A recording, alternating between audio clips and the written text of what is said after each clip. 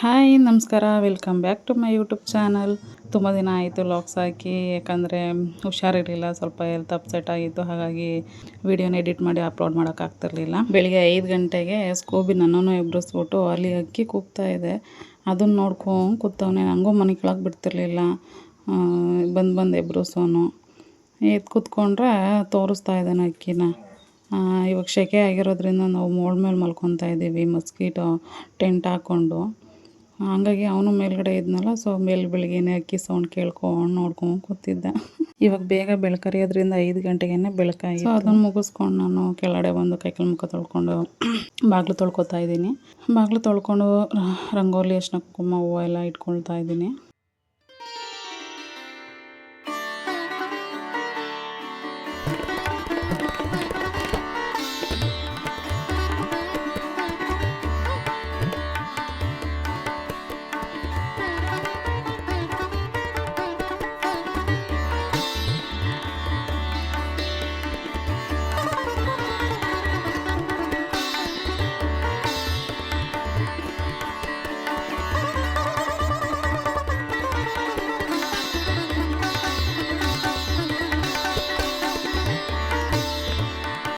ಬಾಗಿಲು ತೊಳ್ಕೊಂಡು ಅಡುಗೆ ಮನೆಗೆ ಬಂದೆ. ರಾತ್ರಿನೇ ಪಾತ್ರೆ ತೊಳೆದು ಒಲೆ ಎಲ್ಲ ಒರೆಸಿಟ್ಟಿದ್ದೆ.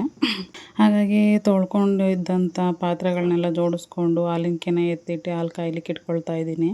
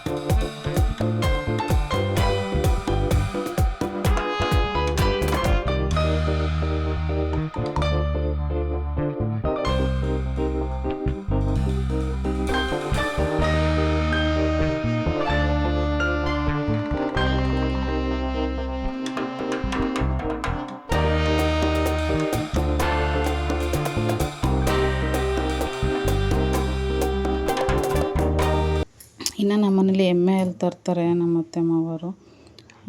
ಇಲ್ಲಿ ಎಮ್ಮೆ ಹಾಲು ಸಿಗೋದ್ರಿಂದ ನಮ್ಮೂರಲ್ಲಿ ಎಮ್ಮೆ ಹಾಲು ಇಸ್ಕೊಂಬರ್ತಾರೆ, ಪ್ಯಾಕೆಟಲ್ಲಿ ತರೋದಿಲ್ಲ.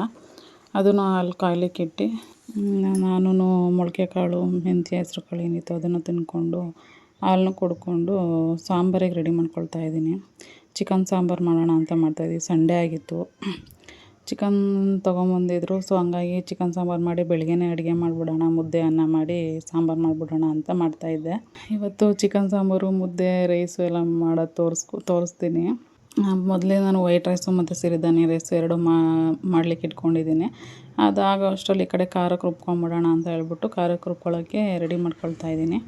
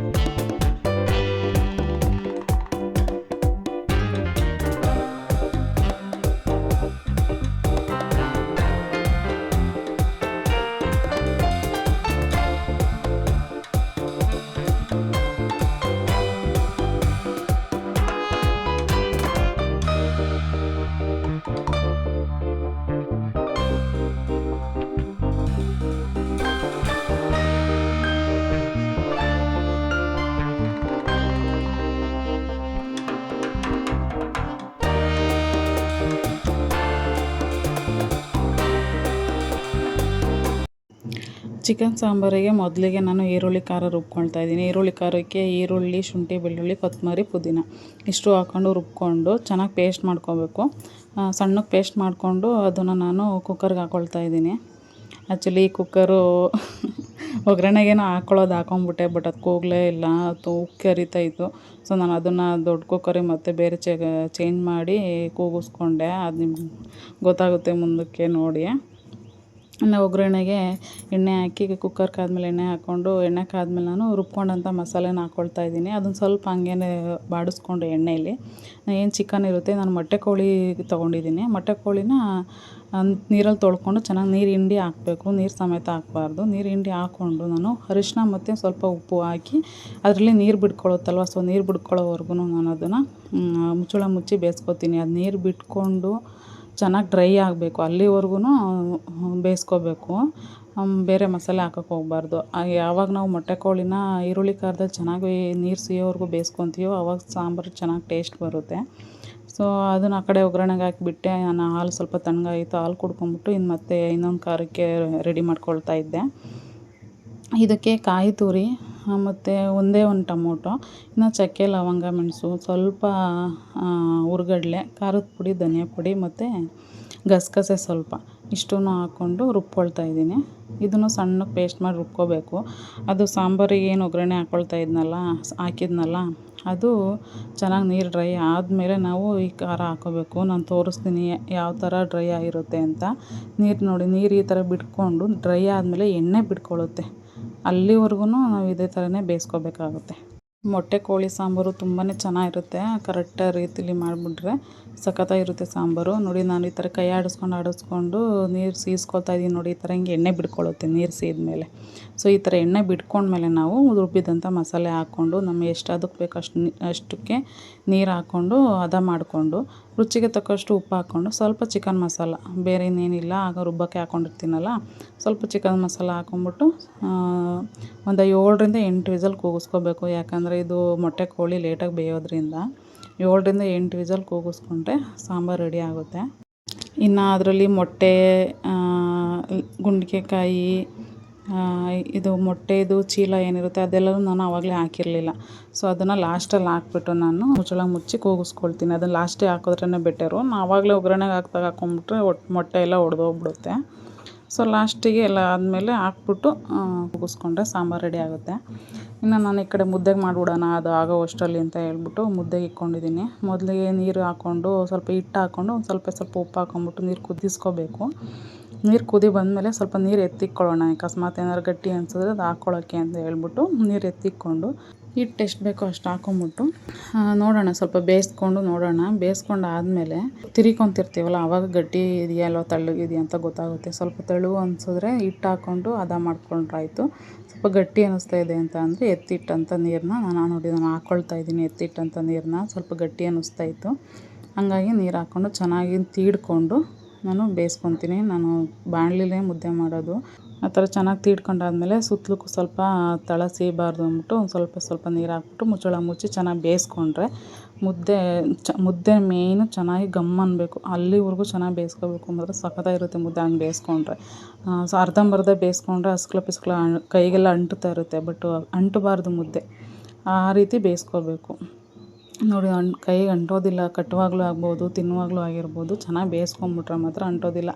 ಆ ರೀತಿ ಬೇಯಿಸ್ಕೊಂಡು ನಾನು ಒಂದೊಂದೇ ಕಟ್ಕೊಂಡು ರೆಡಿ ಮಾಡ್ಕೊಳ್ತಾ ಇದ್ದೀನಿ.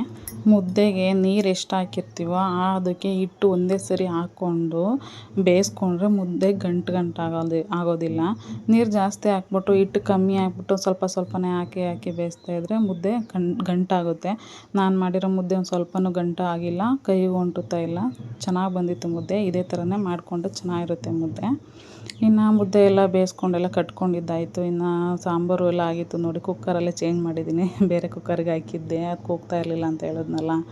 ಸೊ ಈ ಕಡೆ ವೈಟ್ ರೈಸು, ಇನ್ನು ಸಿರಿಧಾನ್ಯ ರೈಸು, ಇನ್ನು ಮೊಟ್ಟೆ ಕೋಳಿ ಸಾಂಬಾರು, ಹಾಗೆಯೇ ಮುದ್ದೆ ಇಷ್ಟು ರೆಡಿ ಆಯಿತು. ಇದು ಅಡುಗೆ ಮನೆ ಪಾತ್ರೆನೂ ತೊಳೆದು ಮುಗಿಸ್ಬಿಟ್ಟೆ. ಇನ್ನು ಸಜ್ಜೆ ಕಲ್ಲು ಒಲೆನೂ ಎಲ್ಲ ಒರೆಸ್ಬಿಟ್ಟು ಕಸ ಎಲ್ಲ ಹೊಡೆದು ನೀಟಾಯಿತು, ಎಲ್ಲ ಕೆಲಸ ಮುಗೀತು. ಇನ್ನು ನಮ್ಮ ಮನೆಯವರು ಅಂಗಡಿಗೆ ಹೋಗಿದ್ರು, ಹಂಗಾಗಿ ನಾನು ತಿಂದ್ಬಿಟ್ಟು ಹೋಗೋದಿಲ್ಲ, ಹಾಗಾಗಿ ಪೂಜೆ ಎಲ್ಲ ಮಾಡಬೇಕಿತ್ತಲ್ಲ. ಸೊ ನಮ್ಮ ಮಾವ ಊಟ ಮಾಡ್ಕೊಂಡು ಕಳಿಸೋದಕ್ಕೆ ಅವ್ರು ಬರಲಿ ಅಂತ ಫೋಟೋ ಬೇಕು ನಮ್ಮ ಒಟ್ಟತ್ತೈತಾ ಒಟ್ಟತ್ತೈತನ ಮಗನೇ ಹೋಳು ಫುಡ್ಡು ಬೇಕಾ ಬಟ್ಲು ನೋಡ್ತಾ ಇದ್ದೀರಾ ಫುಡ್ಡು ಬೇಕೇ ಬೇಕಾ ಒಟ್ಟು ಹೊತ್ತೈತೋ ಮೊಟ್ಲು ಮೇಲೆ ಕೂತು ಬಿಟ್ಟಿದ್ದೀರಿ ಅವನ ಮಗನೇ ಹೌ ಮೊಟ್ಟಲು ಮೇಲೆ ಕೂತಿರೋ ಬಿಟ್ಟಿದ್ದೀರಿ ನೀವು ಅಂತ ನೋಡ್ತಾ ಇದ್ದೀರಿ ನೀವು ಬಟ್ಟಲು ನೋಡ್ತಿದ್ದೀರಿ ನಿಮ್ಮದು ಫುಡ್ಡು ಕೊಡಿ ಅಂತ ಫುಡ್ಡು ಕೊಡಿ ಅಂತ ಫುಡ್ಡು ಕೊಡಿ ಅಂತ ಏನಿದು ಲುಕ್ಕು ಫುಡ್ಡು ಬೇಕಾ ಫುಡ್ಡು ನಡಿ ನಡಿ ಮೋಹನ್ ಫಾಸ್ಟಾಗಿ ಹೋಗ್ಬಿಡ್ತಾನೆ